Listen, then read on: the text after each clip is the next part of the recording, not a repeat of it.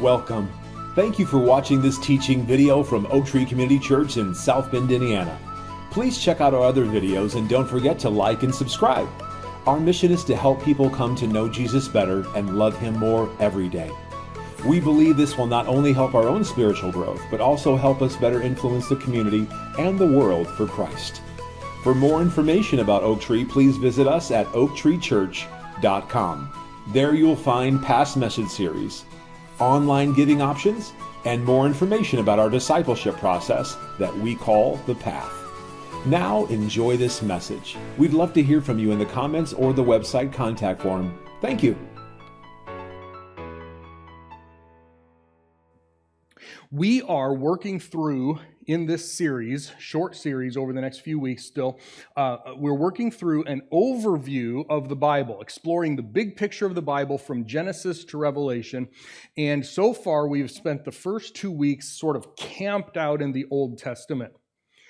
And it makes sense because the Old Testament takes about 4,000 years or more of world history. All of the 11 major doctrines, there are 11 major doctrines in the Bible. 10 of the 11 are found in the Old Testament. In fact, 10 of the 11 are found just in the first 11 chapters of the Old Testament. And so the church is the only thing that's not in the Old Testament at all. Okay, we don't find it anywhere in there. That is a brand new thing in the New Testament. But every other doctrine, every other thing that we believe is found at least in a foundational truth, in a nutshell version in the Old Testament. And much of our doctrine, especially about God, much of what we believe about God, the characteristics, the attributes, some of his works and personality and stuff, we get that out of the Old Testament. That was the Bible that Jesus had, that the apostles had. That's what they assumed some of their readers already knew, and they built on. And if they had an audience that they thought, well, maybe you don't know this, that's where they went back as their introduction to say, here's some things that you need to know before I teach you new doctrine. And so the Old Testament is very important in even what we believe, even though we're the church and we're New Testament and we're all this stuff. The Old Testament's very important. And so we've spent a couple of weeks. The first week, 2 weeks ago, we looked at the entire Old Testament. I gave you the entire story, the chronology of the Old Testament in 13 minutes. You didn't believe it was possible. I used the rest of my time for other stuff. But 13 minutes, it's not like it was only 13 minutes that morning. That's silly. Only 13 minutes, the entire chronology of the Old Testament, because there are 11 out of the 39 books of the Old Testament that actually push the story forward. Everything else adds detail, color commentary, some extra stuff that doesn't push the chronology, the timeline forward. There are 11 books that do that. And then last week, we drilled down just a little bit deeper and looked at 4 periods of the Old Testament history and watched that story unfold a little bit more. Today, what I'd like to do is go back to the beginning and push forward again from a different perspective. Okay, the goal, part of the goal anyway, is that I want you to be comfortable. I want you to be familiar with your Bible. And most of us are a little more familiar with the New Testament than we are the Old Testament. Okay, that's what we read, it's what we teach on mostly, that's what we memorize, and we have some favorite verses in the Old Testament that we memorize, most of the time out of context, but we have some favorite verses that we memorize, but we're not as familiar with this part as we are this part, right? And this is a pretty tiny part compared to this, so it seems like we should know this a little bit better. And so part of the goal is for you to be comfortable with this. And so this morning, what I'd like to do is focus on the covenants. The covenants throughout the Bible, especially throughout the Old Testament, God made 6 covenants with individuals or groups of people. Okay? And some of this, you may have heard this before, and that's fine. It'll be a great reminder for you. If you haven't heard this might unlock some things in your Bible reading and in your understanding. Okay, now we see covenants all over the place. Sometimes you can use the word contract. You can use the word promise. Sometimes there's oaths, just that sort of thing. But the concept of a covenant that God makes is probably a little bit different than if you and I just handshake on something, right? So the fact that God chose to make 6 and only 6, there's some people who want to see other covenants in there, and that's fine, but they have to make it up.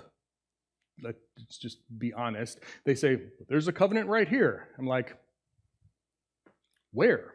Where does it actually say covenant? Well, you sort of have to read between the lines. Okay, well, how about if we not read between the lines? How about if we actually read the lines, right, and get our doctrine from there? It's a whole lot easier to put our doctrine in between the lines than if we just read the lines that are there, right?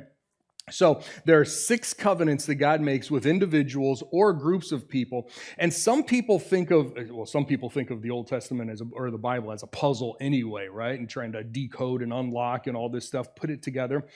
But if you think of the Old Testament and even expanding into the New Testament like a puzzle, and you've got all these pieces, you're like, if you've done a puzzle recently, or maybe you don't like puzzles at all, and so this one, you'll still get it. If you're doing a puzzle, where do you always want to start? The corners. Find the corners first, and then get the rest of the outside pieces and try to frame the picture, right? Unless you're a sociopath, and then you start in the middle and work out, right? Yeah. All right, we're having public confession time now. Would you like to share anything?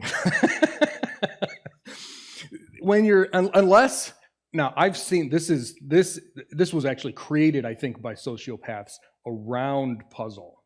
Or the ones that don't have edge pieces at all, right? They have just the things that jut out all over the place. Those people should be put into jail. That's just my philosophy there. If you have a normal puzzle created by a normal person, the easiest thing to do is to find the corners, right? Should be 4, right? But maybe you got a hexagon puzzle or something, but in a normal rectangular puzzle, there should be 4 corners. They should be the easiest ones to find. And if you have the picture, you look at the box and say, okay, maybe these are the 4 corners. And then you look for the pieces with the straight edge and you try to frame it out, right? That's the normal way of doing a puzzle. Well, if we were to look at the Bible that way, there's so many parts in here, so many colors, so many designs, so just tons and tons of stuff in here that is going to look really cool when it's all done, by the way. Okay? Once we get to the end of the thing and see the whole puzzle when it's all put together, that's going to be pretty amazing. Okay? The problem is we're still in the middle of it with pieces all over the place and probably a couple on the floor that we've been looking for a long time, right? Okay? So we've got the Bible, and how do we make sense? How do we start to put together the picture that God has been painting? Well, one of the easiest ways is to find the corners, and of the 6, really 4 of them are the best corners, and then the rest of the stuff fills in. Okay, and so we're going to look at these 6 covenants today and just see how God is framing this picture, what he's done in the past, what he's doing now, and what we can expect in the future. And that will help us, again, understand the Bible. It will help us interpret the Bible better. A couple of thoughts about a covenant. Well, I honestly don't remember if this is my definition or if I took it from somebody else, but it doesn't have quotes around it, so I'll take credit for it. A covenant is a formal legal agreement made between at least 2 parties. Okay, if there's only one of you, it's not really much of a covenant, where at least one party has a responsibility or an obligation. Okay, and I put it that way because I'm taking credit. I put it that way very specifically, and here's why. First of all, it's a formal legal agreement. This is not something that it's just, maybe we'll do this, maybe we won't. It doesn't really matter. When God makes a covenant, when even the other covenants that are made throughout Scripture between people, these are things that are formal, they are legal, they are drawn up, they are reviewed before they're signed. And there's specific language and some kind of signature. Sometimes there's just a handshake. Sometimes we'll see that there's animals that were sacrificed or killed in order to have a blood sacrifice or a blood covenant. Not all of them required that, but there was some kind of signature, some kind of handshake, something that formalized the deal.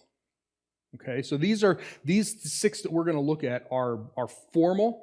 They have to take place the way it says. At least 2 parties. At least 2 parties. What we will see is that sometimes God makes a covenant with just one party, whether it's an individual or a group. Sometimes he makes this covenant with multiple parties. Okay, so it doesn't just have to be one, party of the first part and party of the second part and party of the third part type thing. Okay, we find that in Scripture. Thirdly, at least one party has a responsibility or an obligation. Now, this is important because there are some things, some of these contracts or covenants that we are going to call conditional. And a conditional covenant means that God has said, "This I will do if you do this." It's conditioned on the party of the second part doing what they're supposed to do. Some of the covenants are unconditional. God says, "This I will do." And the other party says, "What do I have to do?" Nothing at all. Really? No responsibilities? No obligations? No do this or else? Nope. Unconditional. Not anything that you have to do. In fact, nothing that you can do to make it happen. Nothing that you can do or not do to not make it happen. You cannot mess this up. Which when, God is making deals with humans is a really good thing to put in because we tend to mess things up pretty easily, don't we? Okay? So the conditional covenants are, "I will do this for you or to you or with you if." There's your condition. Unconditional, God says, "I'm going to do it." That's it. Nothing else. Okay? And he's the only one who has an obligation. All right? So that is the concept behind the covenants. Let's go ahead and take a look at these. There are 6, and they are the Noahic, because we have to put an "ick" on the end of these things, just because, right? It's theology. The Noahic with Noah, the Abrahamic, the Mosaic, the Landic, the land covenant, the Davidic, and the new covenant. Those are the 6 covenants. Those are the only covenants that God has made in the Old Testament with one or more persons or groups. Okay? Like I said, some people see other ones elsewhere. They have the burden of proof, as far as I'm concerned, to say, "See, this is a covenant," because there's no covenant language there. These are the only 6 where God uses covenant language.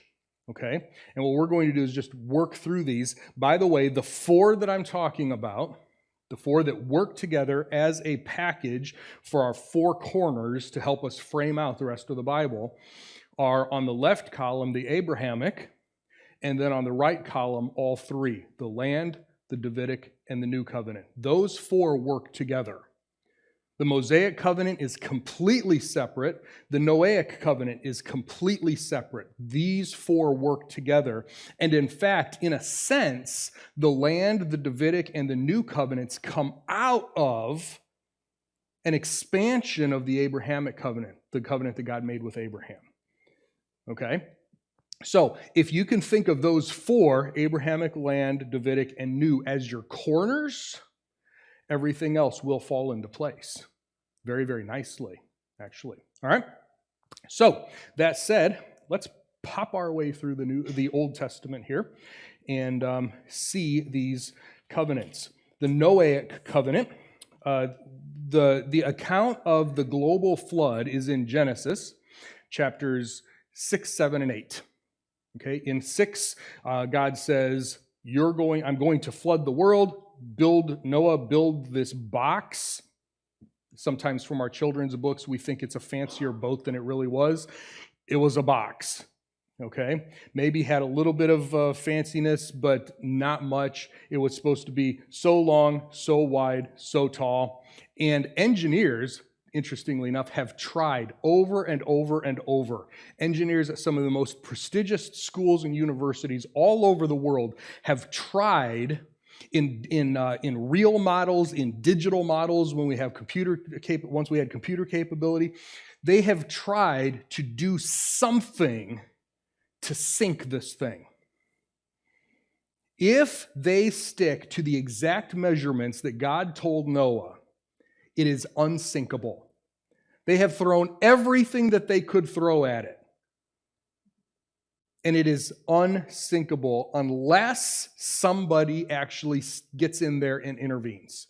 If it's just wind, if it's just water, if it's a volcano, if it's an underground something, doesn't matter. The thing will not sink. It floats. It's made of wood. It's tarred inside and out. It had air holes for vents and everything. And it was built not to steer. There's no wheel, no rudder, no anything. It was not built to steer. It was not built as a ship. It was built as a cargo box. And all it had to do was float. All it had to do was stay on top of the water. If it stayed on top of the water, everything else inside stays dry and alive. That's all they cared about. And that's all God told him to do. And so he built this box. He did it exactly to the specs that God said. The world, according to chapter 6, Genesis chapter 6 here, verse, where is it? Here we go. Verse 7, sorry, chapter 7. You know how my brain gets ahead of everything, right? Verse 17. Okay, here we go. Chapter 7, verse 17. The flood engulfed the earth for 40 days. As the waters increased, they lifted the ark and raised it above the earth. The waters completely overwhelmed the earth, and the ark floated on the surface of the waters, just like it was designed to do. The waters completely inundated the earth so that even all the high mountains under the entire sky were covered. This is probably where some of our mountain ranges were created. Okay, as this entire earth was shaking. If we go back just a few verses to verse 11 here. In the 600th year of Noah's life, in the second month, on the 17th day of the month, on that day, all the fountains of the great deep burst open. Okay, everything that was in the earth went this way, and it says the floodgates of heaven were opened. So everything that might have been up here went this way.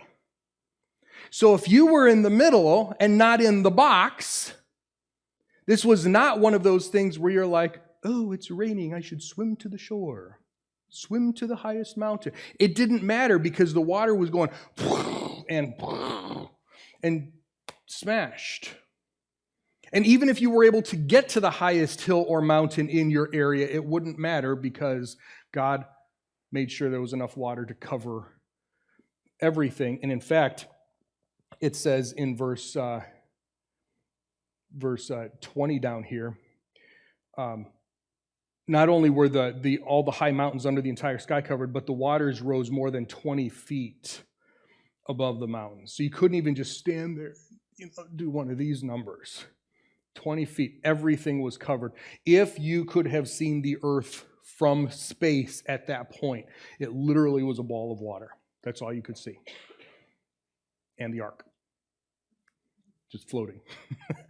If you could see anything through the clouds and the torrential rains for 40 days.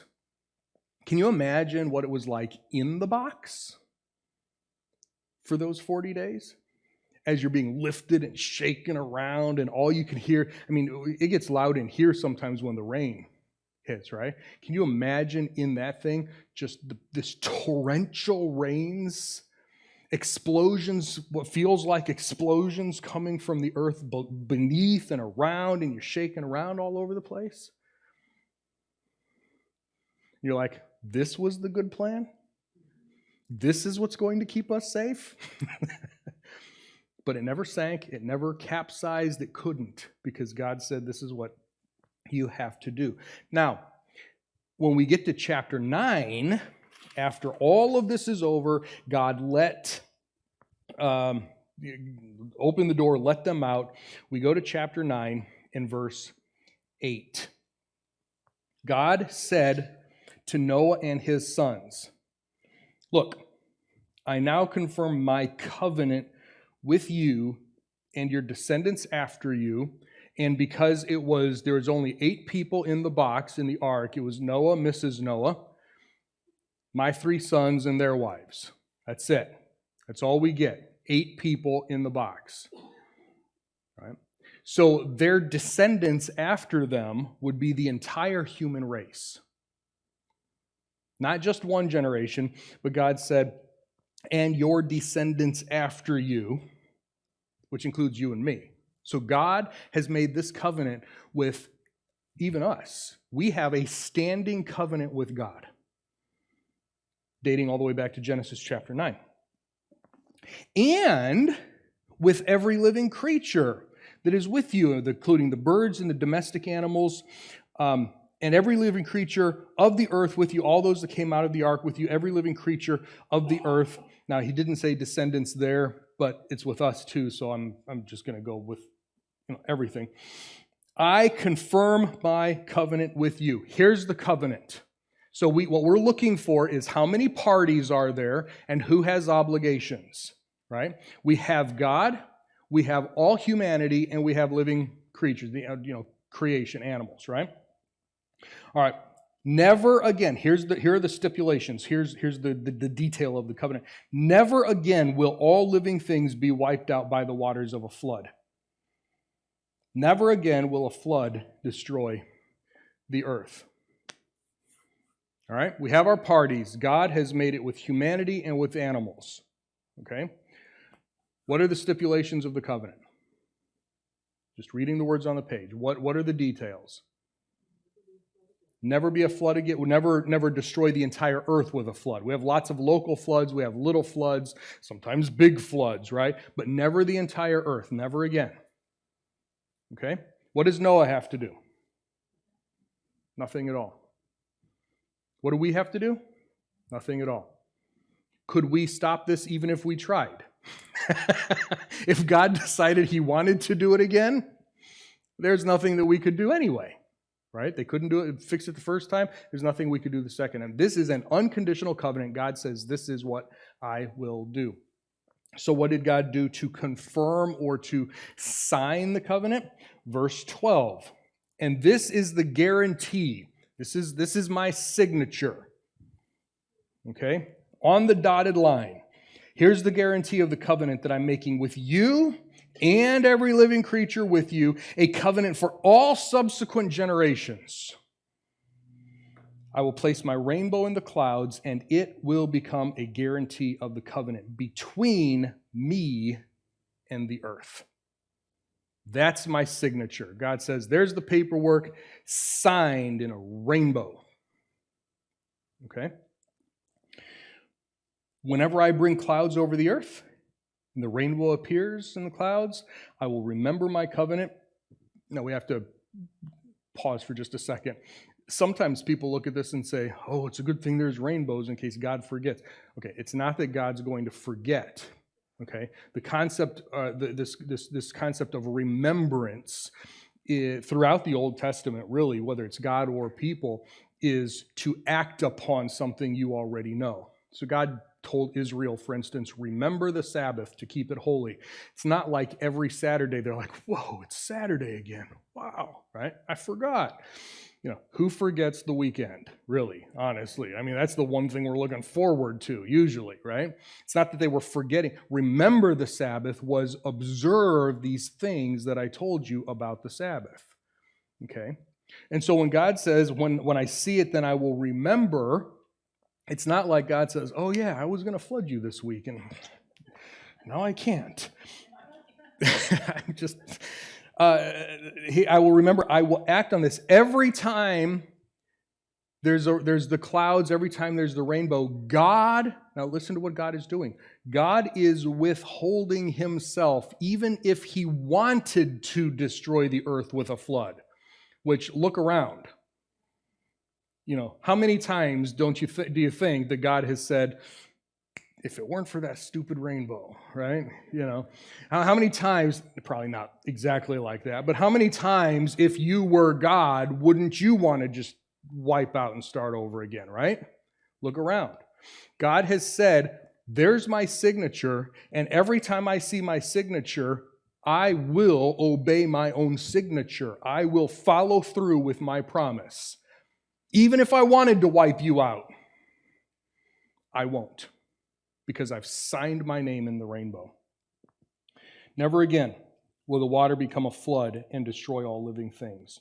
When the rainbow's in the clouds, I'll notice it. Remember the perpetual covenant between God and all the living creatures of all kinds that are on the earth. So we have an unconditional covenant. He's never going to do this. And the signature on the paperwork is the rainbow. This is the first of 6 covenants. This is with all of us. So we are all living in covenant with God. Okay? Even if we didn't have anything else, we have at least this one. Okay? Number 2, we're going to pop over just a couple of pages in our Bibles to Genesis chapter 12, but then it shows up again in 15 and 17 and 22 and 28, and this one shows up a lot. This is our first corner piece that sets the scene for everything else. In Genesis chapter 12, at the end of chapter 11, God had told Abraham, leave your homeland in Ur of the Chaldees, which is down by Kuwait, modern-day Kuwait, sort of in the Iraqi Kuwait area. And I want you to go north, and because of the way the desert was, nobody went straight across the desert to get from Iraq and Kuwait over into Canaan and the Mediterranean. They always used the trade route, which took them way north and then back south. And so God says, get out of this land and go to this land. And so Abraham said, okay, and he went north. Okay, not unheard of, very normal. He's not disobeying, but he got to a place called Haran, and he parked there for at least a few years. His dad went with him, his nephew went with him. There was a little entourage that moved up there, and they lived there for a few years until his dad died. And then God came back to Abram and said, are you ready to finish your trip now? Like I told you to? That's where we pick up in chapter 12. Now, the Lord said to Abram, go out from your country, your relatives, and your father's household. This is in the north, in Haran. What? It didn't change yet. Oh, well. This is why you bring a Bible to church. It's technology. It looks good on mine. Now the Lord said to Abram, go out from your country, your relatives, and your father's household to the land that I will show you, and I will make you into a great nation, and I will bless you, and I will make your name great. I'm not sure why it didn't change. Interesting. It's a connection between our computers is what it is, because it's changing on my screen up here. I will make you into a great nation. I will bless you. I will make your name great so that you will exemplify divine blessing. I will bless those who bless you, but the one who treats you lightly, some translation says, those who curse you, I will curse. But it's 2 different words in Hebrew. The first word is very light. The second word is very strong. Those who even treat you lightly, those who even look at you with contempt, look down their nose at you, I will curse strongly, is what God said here. So that all the families of the earth may receive blessing through you. He said, I will make you into a great nation. He said, Abram, I'm going to do something, and this is another unconditional covenant. God is going to make Abram into a great nation. Now, over time, he expands this. Abraham says, but I don't have any children. Maybe you remember the account. I don't have any children. So what if I do this instead? No, you don't get to adopt somebody. This is going to be somebody from your own loins. Great. Well, my wife is old, so how about if I have a child with this woman over here? No, that's not. It's going to be with your wife. Well, okay, but you're going to have to make it happen. I'm pretty good at that. Right? I can make it happen. And when Abraham was 100 years old, his wife Sarah was 90 years old, they finally had a son, Yitzchak. If you remember from about 25 years ago, there was a prime minister in Israel named Yitzchak Rabin. Remember him? No? Okay. Anyway, Yitzchak, that's his name. Isaac, that's his name. He was named after Isaac, son of Abraham. Okay, Yitzchak Rabin. Isaac, and then Isaac was married for 20 years, and his wife couldn't have any children, and finally she prayed, and God said, I'm going to give you twins, but only one of them the promise is going to go through, and that was Jacob. So this is why as we read through the Old Testament, we find God calling himself the God of Abraham, Isaac, and Jacob. Not that he's not the God of anybody else, but he's the covenant God of Abraham, Isaac, and Jacob. And Jacob had 12 sons, and God renamed Jacob Israel, prince with God.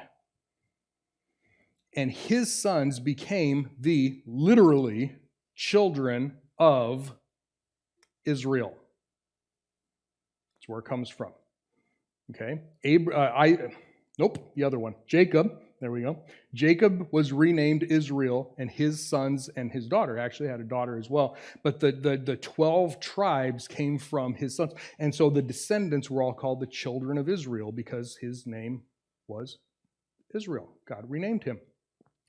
And they, the account, they went into Egypt, 75 people. We saw this last week. And 400 years later, there were somewhere between 2 and 3 million people that were rescued from Egypt. They went in a family, they came out a nation. And God gave them a constitution and a religion and all this other stuff. And God had told Abram, I'm going to make you into a great nation. In chapter 15, we actually see the covenant taking place. We'll see if this refreshes. Hey, there we go. The word of the Lord came to Abram in a vision and said, fear not, I'm your shield and the one who will reward you in great abundance. And Abram said, sovereign Lord. And I love this because he's pushing back. He's saying, I know I want to trust you. I know I want to believe you. I just don't know. I can't see it yet. What will you give me since I continue to be childless? My heir is my servant, Eliezer of Damascus. It says, you haven't given me a descendant, then somebody who's born in my house but not my child will have to be my heir. And God said, this man will not be your heir, but instead a son who comes from your own body. And the Lord took him outside and said, look into the sky and count the stars, if you can. And even back then, without telescopes, he couldn't count the stars, right? You go outside and we look at the stars on a beautiful, clear night, if you can get away from the light, and count the stars if you can, so will your descendants be. And verse 6 is one of the Apostle Paul's favorite verses. He quotes it repeatedly, especially in Romans and in Galatians, when he's talking about how are we saved? How do we come to be made right with God? And Paul's argument in the New Testament is that it's only through faith, nothing else that we can do. And he quotes Genesis 15:6 repeatedly, that Abram believed the Lord, and the Lord credited it or accounted it as righteousness for him. That's it. He just exercised faith. Nothing he could do, nothing at all that he had to obey or works or anything. And so then God did finalize this covenant when I guess we really have to do the whole thing. Abraham in verse 8 says, how do I know that I'm going to possess this land that you're telling me I'm going to possess? The Lord said to him, take for me a heifer, a goat, a ram, each 3 years old, along with a dove and a young pigeon. This is already interesting. So Abram took all these for him and then cut them in two and placed each half opposite each other, but he didn't cut the birds in half. Moses had to put that because you were wondering, right? It's like, but it's so small. It's like, no, he just sort of put those on either side. When the birds of prey came down on the carcasses, Abram drove them. I love the detail that's in the Bible sometimes, right? It's like, why did God? It's just because you know it's true, right? I was on my way into church this morning, and there was this huge hawk. Just fine, because, we live, just huge hawk flying out there.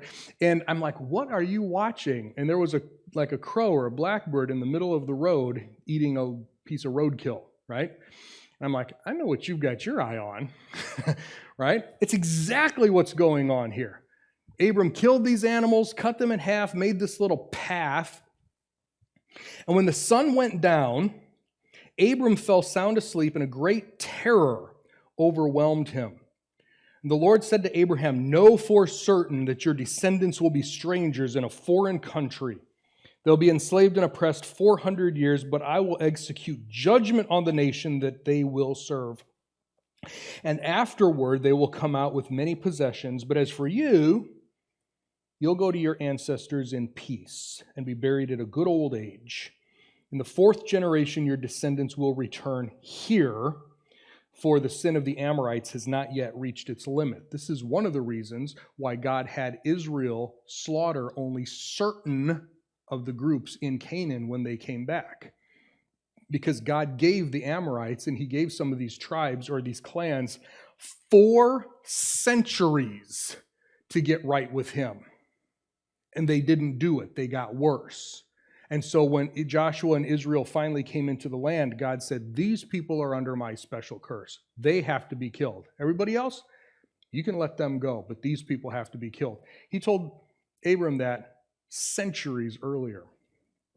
Now, verse 17, when the sun had gone down and it was dark, a smoking firepot with a flaming torch passed between the animal parts, and that day the Lord made a covenant with Abram. There were times, not every covenant required this, but there were times when a covenant was assigned by cutting animals in half and making a little bloody path that the parties walked through together.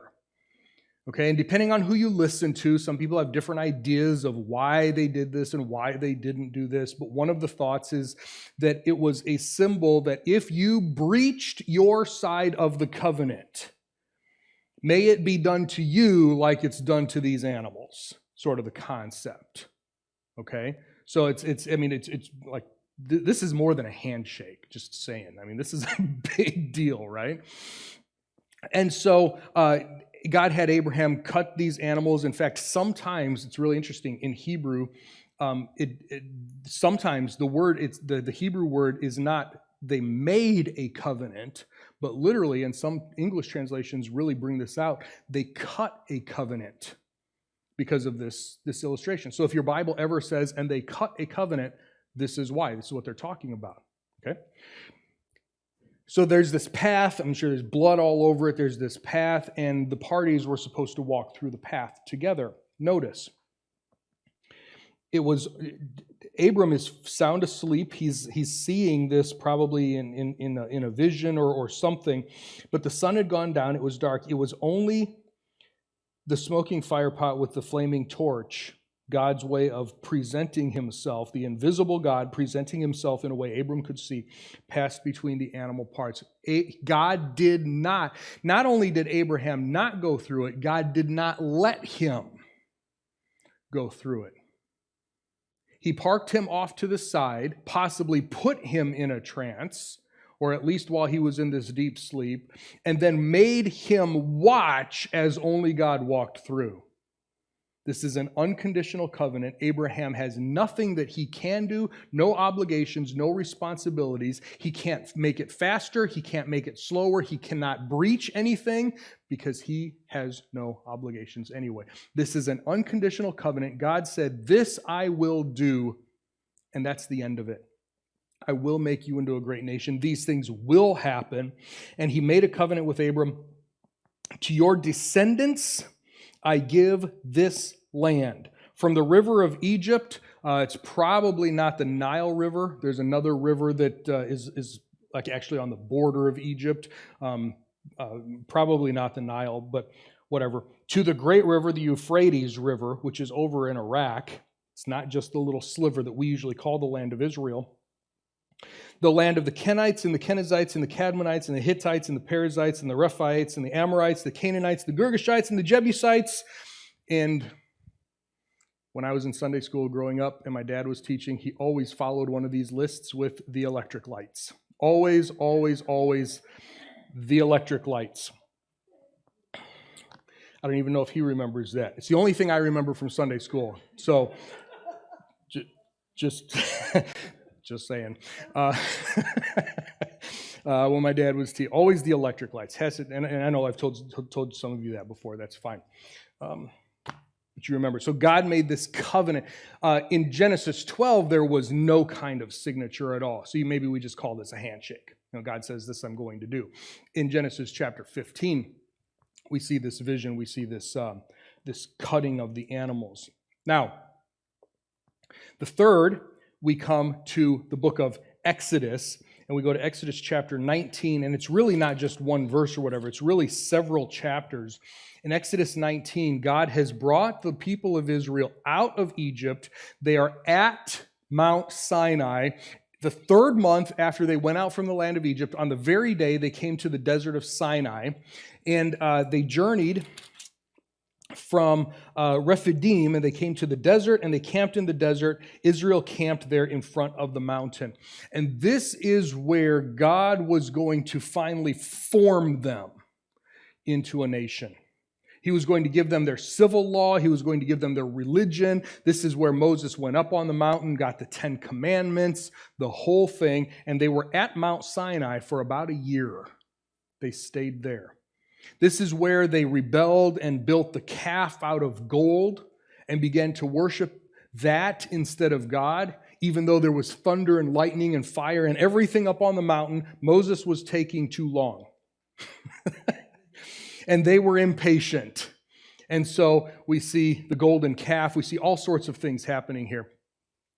But here in this covenant, we see God making the covenant with the nation of Israel. This is just with the nation of Israel.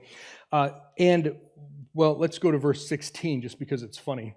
Well, I think it's funny. On the third day, in the morning, there was thunder and lightning and a dense cloud on the mountain and the sound of a very loud horn, and all the people who were in the camp trembled. And Moses brought the people out to meet God. And they took their place at the foot of the mountain. Now, Sinai was completely covered with smoke because the Lord had descended on it in fire. And its smoke went up like the smoke of a great furnace, and the whole mountain shook violently. Wouldn't you like to be there? Right? And when the sound of the horn grew louder and louder, Moses was speaking, and God was answering him with a voice. And what happened was the people said, maybe you could just go up there and we will stay here, and why don't you just sort of talk for us, right? And so Moses went up on the mountain, and of course he was there for several weeks, and got the 10 Commandments and everything. And what God said is, will you obey all my laws? And the people said, everything the Lord has said, we will do. You're like, are you really sure you want to sign that? Everything the Lord has said, we will do. I'm going to give you one more chance. Okay? One more chance. Everything the Lord has said, we will do. Okay. All right. And he gave the stone tablets. Here's basically God's signature for this covenant was the stone tablets, and they kept the stone tablets in the little box, which was also called an ark. The exact same word, by the way. The Ark of the Covenant, the box of the covenant, is the same word as Noah's Ark. And they put the stone tablets into the ark, and everywhere they went, they carried them with them. And that was like the way we put important documents in a safety deposit box, or we store them somewhere in a safe or something in a vault. They were safe in there. God had signed it, said, "This is my covenant with you." Notice that this is only with the nation of Israel, not anybody else on the planet at that time. And not anybody else, not us today. In fact, the book of Galatians says that ended with Christ. When Christ came and he died on the cross, that whole old system for Israel was over. And God promised them, and we really have to look over the next 4 books, but God promised them so many things. If you obey me, I'm going to bless you. I'm going to bring you into the land. I'll conquer your enemies. I will make sure that you aren't sick. I'll give you prosperity. All of these things. If you obey. It was conditional. It was always conditional.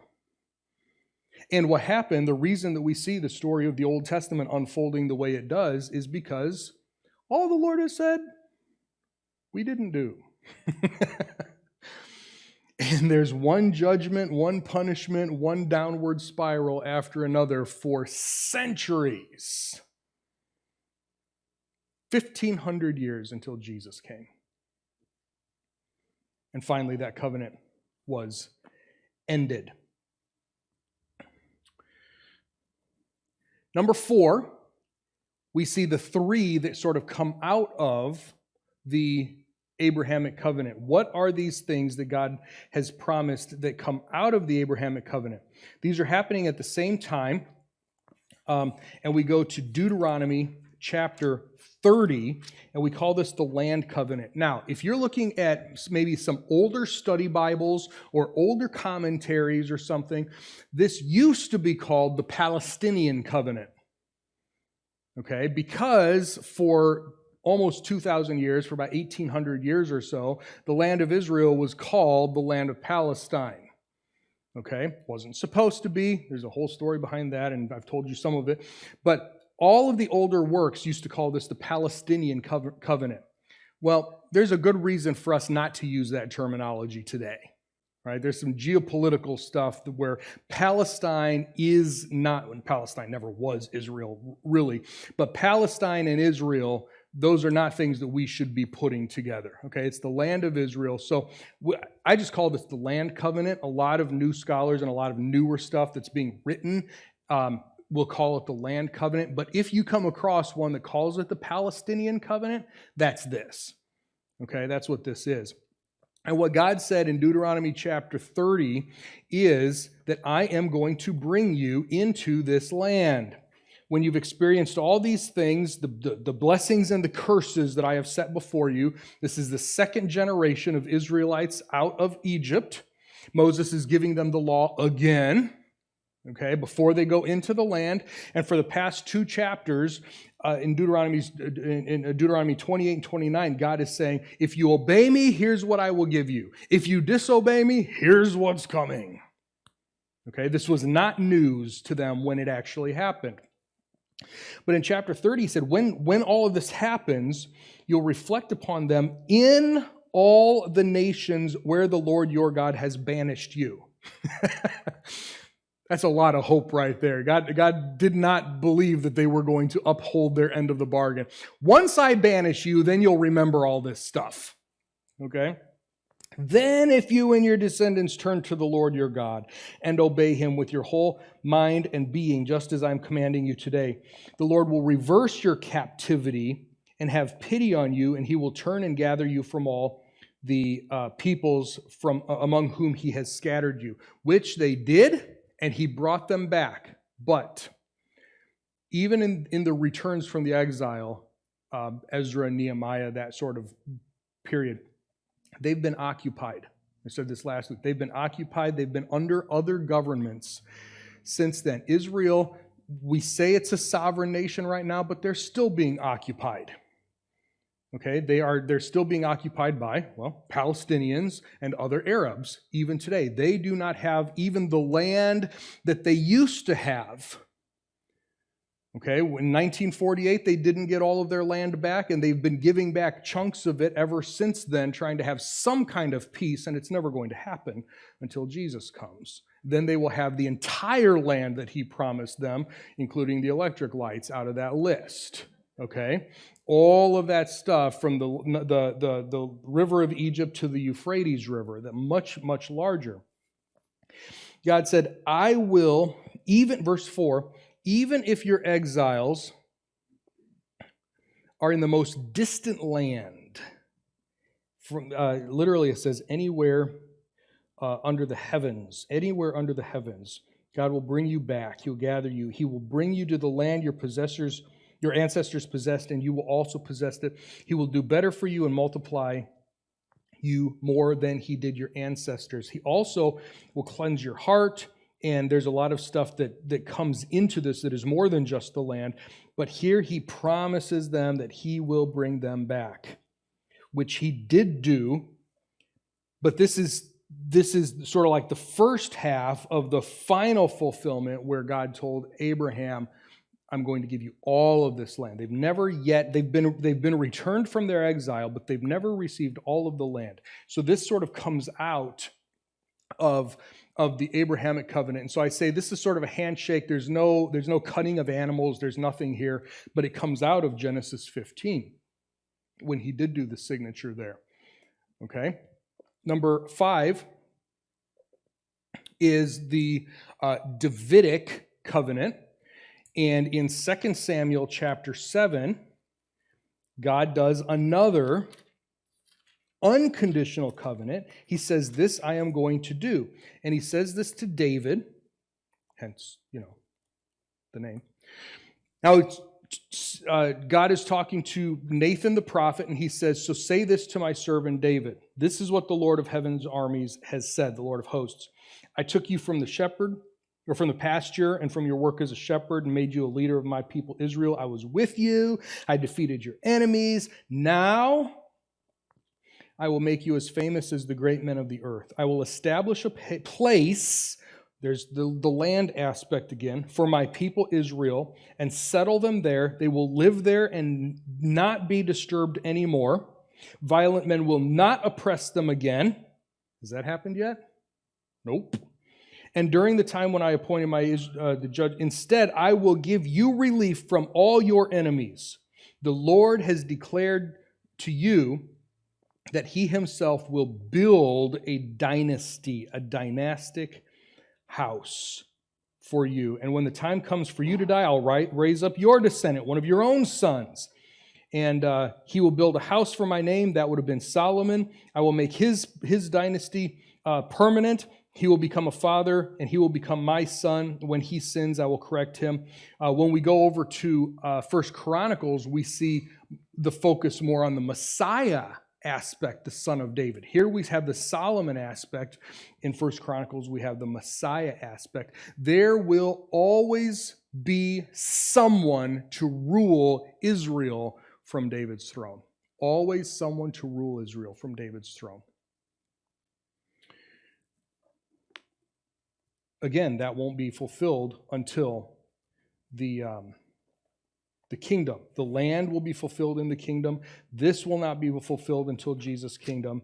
And finally, just from a sort of pushing through these, just from a time perspective, Jeremiah chapter 31, in verses 31 through 34, God says that he's going to make a new covenant with them. Indeed, a time is coming, and the whole context of Jeremiah 31 is the kingdom, Messiah's kingdom, when Jesus is ruling. Indeed, a time is coming, says the Lord, when I will make a new covenant with the people of Israel and Judah. There's a little bit of new covenant language in the New Testament books, and sometimes people try to connect this to the church. But it says the new covenant is with the people of Israel and Judah. It will not be like the old covenant. That's the Mosaic covenant that I made with their ancestors when I delivered them from Egypt. They violated that covenant, even though I was like a faithful husband to them, says the Lord. But I will make a new covenant with the whole nation of Israel. When? after I plant them back in the land. This is unconditional. There's nothing they have to do. When God brings them back into their land, he will make this new covenant. I will put my law within them, write it on their hearts and minds. Has not happened yet. I will be their God. They will be my people. Hasn't happened yet. People will no longer need to teach their neighbors and relatives to know me, for all of them, from the least important to the most important, will know me. Hasn't happened yet. For I will forgive their sin and will no longer call to mind the wrong they have done. Has not happened yet. The whole purpose of the 7-year tribulation, well, one of the two major purposes of the 7-year tribulation period, the 70th week of Daniel, is to bring an end to their sin and to bring them into a right standing with God. It hasn't happened yet. The new covenant is with Israel only, and it will take place in Messiah's kingdom. So we have the Abrahamic covenant and then the three that come out of it, the land and the Davidic and the new. And when we see those pieces put together and as the corners of the puzzle, and we start to interpret prophecy, and we start to see where does the church fit into this, and we start to ask all of these other questions, if we can keep these four as our corners, we'll be able to start to see the picture that God is painting throughout the Bible. The Noahic covenant sits outside and says, I'm just doing this for everybody. I'm just doing this for everybody. You don't ever have to worry about a flood that is going to destroy the whole earth again. In 2 Peter, he says, next time I'll do it with fire. But not a flood. Not a flood.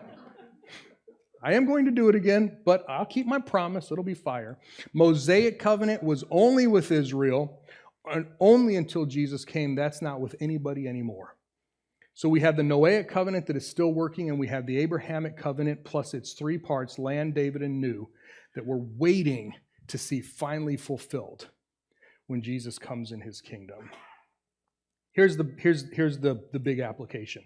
Like, most of this doesn't have to do with you and me. That's true. If you're not part of Israel, most of it doesn't have to do with you and me.